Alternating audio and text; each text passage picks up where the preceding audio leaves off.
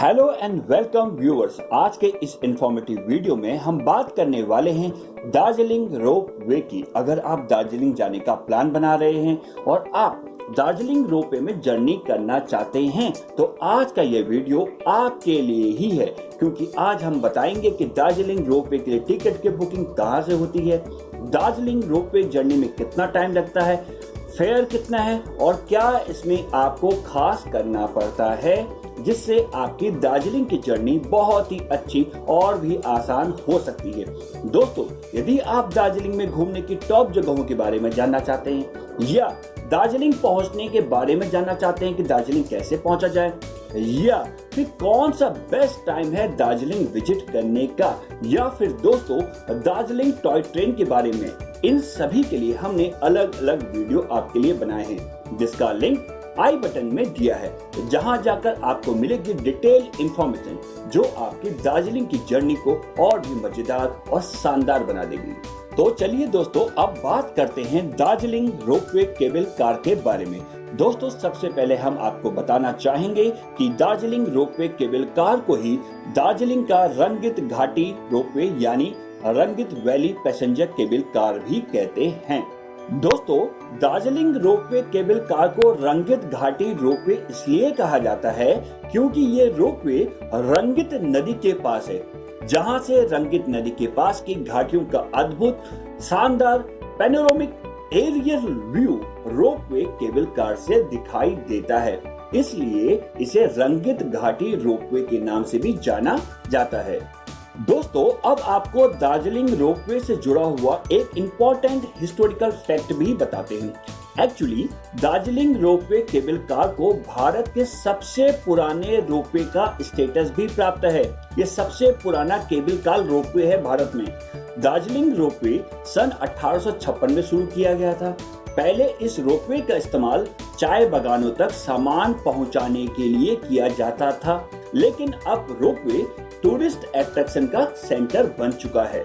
अब आपको बताते हैं दार्जिलिंग रोपवे की ऊंचाई के बारे में। बोर्डिंग पॉइंट सिंहमारी से 7000 फीट की ऊंचाई पर है, तो दूसरे एंड में सिंगला बाजार है जो कि 800 फीट पर है। पहले सिंगला बाजार ही डेस्टिनेशन पॉइंट हुआ करता था, यानी कि रोपवे सिंगला बाजार तक जाती थी। अब आपको बताते हैं दार्जिलिंग रोपवे केबल कार का रूट क्या है। दार्जिलिंग रोपवे सिंहमारी से तुकवर और फिर तुकवर से सिंहमारी तक चलती है, लेकिन पहले दार्जिलिंग रोपवे का रूट तुकवर से आगे सिंगला बाजार तक था, लेकिन अब इसे कम करके तुकवर तक कर दिया है। अब बात करते हैं दार्जिलिंग रोपवे केबल कार के बोर्डिंग पॉइंट और डेस्टिनेशन पॉइंट की। दार्जिलिंग रोपवे केबल कार का बोर्डिंग पॉइंट सिंहमारी है और डेस्टिनेशन पॉइंट तुकवर है। दोस्तों, अब आपको बताते हैं दार्जिलिंग रोपवे केबल कार की डिस्टेंस के बारे में। ये टोटल कितना डिस्टेंस कवर करती है। दार्जिलिंग रोपवे केबल कार का डिस्टेंस 2.5 किलोमीटर का है, यानी कि सिंहमारी से तुकवर 2.5 किलोमीटर और फिर रिटर्न यानी कि वापसी तुकवर से सिंहमारी 2.5 किलोमीटर, आना जाना मिलाकर ये दूरी 5 किलोमीटर हो जाती है, यानी कि अप एंड डाउन ये टोटल जो डिस्टेंस है ये 5 किलोमीटर है। अब बात करते हैं दार्जिलिंग रोपवे केबल कार में कितना समय लगता है, टोटल कितना टाइम लगता है पूरी जर्नी में रोपवे के। तो दोस्तों, दार्जिलिंग रोपवे कुल समय 40 मिनट का लगता है, जिसमें दार्जिलिंग रोपवे केबल कार की round trip duration without break 40 minute है, जिसमें सिंहमारी से तुकवर 15 मिनट का समय और फिर तुकवर में 10 मिनट का ब्रेक, जहां पर आप कॉफी टी स्नैक्स का मजा ले सकते हैं और थोड़ा सा वहां पर घूम सकते हैं, और फिर वहां से वापसी सिंहमारी 15 मिनट का समय। तो टोटल इसमें 40 मिनट का समय लगता है। दोस्तों, आपको ये भी जानना जरूरी है कि दार्जिलिंग रोपवे केबल कार में एक समय में सिर्फ 6 ही लोग जा सकते हैं, यानी कि एक समय में सिर्फ 6 लोग ही ट्रेवल कर सकते हैं। इसके साथ ही ये भी जानकारी दे देते हैं कि दार्जिलिंग रोपवे केबल कार का टिकट आपको बोर्डिंग पॉइंट यानी कि सिंहमारी से ही मिलेगा। दोस्तों, अभी इसके लिए ऑनलाइन टिकट की कोई फैसिलिटी नहीं है, आपको टिकट बोर्डिंग पॉइंट सिंहमारी से ही लेना होगा। अब आपको बताते हैं कि आप बोर्डिंग पॉइंट सिंहमारी तक आप कैसे पहुंच सकते हैं। दोस्तों, दार्जिलिंग रोपवे केबल कार के बोर्डिंग पॉइंट यानी कि सिंहमारी तक पहुंचने के लिए आपको दार्जिलिंग के चौक बाजार से जीप या टैक्सी मिल जाएगी। जीप या टैक्सी करके आप सिगमारी तक पहुंच जाएंगे। दार्जिलिंग के चौक बाजार से सिगमारी यानी कि बोर्डिंग पॉइंट जहां पर है उसकी जो टोटल दूरी है वो सिर्फ 3 किलोमीटर की है। और यदि आप लेबोंग कार्ट रोड से आ रहे हैं यानी कि दूसरी तरफ से आ रहे हैं, लेबोंग कार्ट रोड वाली रोड से आ रहे हैं, तो ये एक वॉकेबल डिस्टेंस है जहां से आप वॉक करके बोर्डिंग पॉइंट सिगमारी तक पहुंच सकते हैं।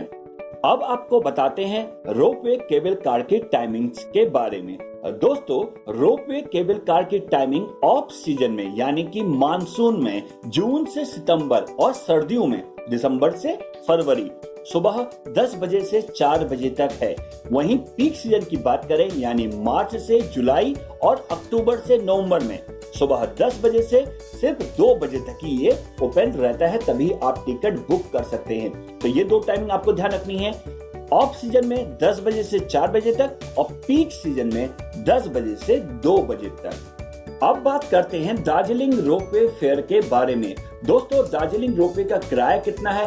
एडल्ट लोगों के लिए 200 रुपए, बच्चे जिनकी उम्र 3 साल से 8 साल के बीच है उनके लिए किराया 100 रुपए और जो बच्चे 3 साल से कम हैं उनका किराया रोपवे में नहीं लगता है।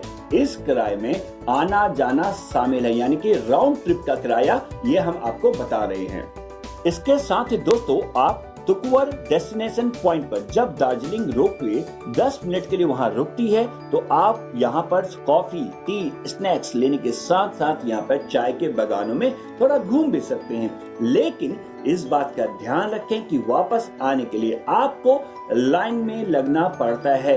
यहाँ पर कितना समय लगेगा ये डिपेंड करता है कि क्राउड कितना है, भीड़ कितनी है, और आपको वापसी के लिए कोई भी टिकट लेना नहीं पड़ता है क्योंकि जो आपने टिकट लिया है उसमें राउंड ट्रिप शामिल है। आखिर में दोस्तों, आपको दार्जिलिंग रोपवे में जाने के लिए कुछ खास इंस्ट्रक्शंस ध्यान में रखने हैं। जैसे सबसे पहले अपने साथ मौसम के हिसाब से कपड़े रखें। अपने साथ वुलन क्लॉथ्स यानी कि ऊनी कपड़े जरूर कैरी करें। किस मौसम में दार्जिलिंग में किस प्रकार के कपड़े रखने चाहिए, दार्जिलिंग के मौसम की जानकारी पर हमने आपके लिए एक अलग से वीडियो बनाया है जिसका लिंक आई बटन में दिया है। दूसरी बात, पीक सीजन में दार्जिलिंग रोपवे के लिए 60 से 90 मिनट का वेटिंग टाइम यानी कि 1 से 1.5 घंटे का इंतजार आपको बोर्डिंग पॉइंट पर करना पड़ सकता है। तीसरी बात, आप रोपवे के लिए कोशिश करें कि विंडो सीट ही मिले जिससे आप दार्जिलिंग का खूबसूरत एरियल व्यू को एंजॉय कर सकेंगे। दोस्तों, एक और जरूरी बात, हर महीने की 19 तारीख को दार्जिलिंग में रोपवे मेंटेनेंस के लिए बंद रहती है, इसलिए जब भी आप दार्जिलिंग का प्लान बनाएं इस बात का ध्यान जरूर रखें। तो दोस्तों, इस तरह से आप दार्जिलिंग में रोपवे की राइड को एंजॉय कर सकते हैं। इसके अलावा आपको कोई डाउट है या आपके मन में कोई सवाल है तो आप हमसे कमेंट सेक्शन में कमेंट करके पूछ सकते हैं। ऐसे ही इंटरटेनिंग और इंफॉर्मेटिव वीडियोस को देखना चाहते हैं तो हमारे चैनल को कीजिए सब्सक्राइब, साथ में बेल आइकन दबाने के साथ ऑल नोटिफिकेशन पर भी क्लिक जरूर करें। वीडियो को ज्यादा से ज्यादा शेयर करें, लाइक करें, क्योंकि आपके एक लाइक से हमें मोटिवेशन मिलता है कि आपके लिए ऐसे ही इंफॉर्मेटिव वीडियोस बनाते रहें। प्लीज वीडियो को लाइक शेयर जरूर करें। हमें इंस्टाग्राम और फेसबुक पर भी आप फॉलो कर सकते हैं। दार्जिलिंग विजिट का प्लान बनाएं और दार्जिलिंग करें चेक इन और हो जाए रिलैक्स, रिफ्रेश और रिचार्ज। Thanks for watching.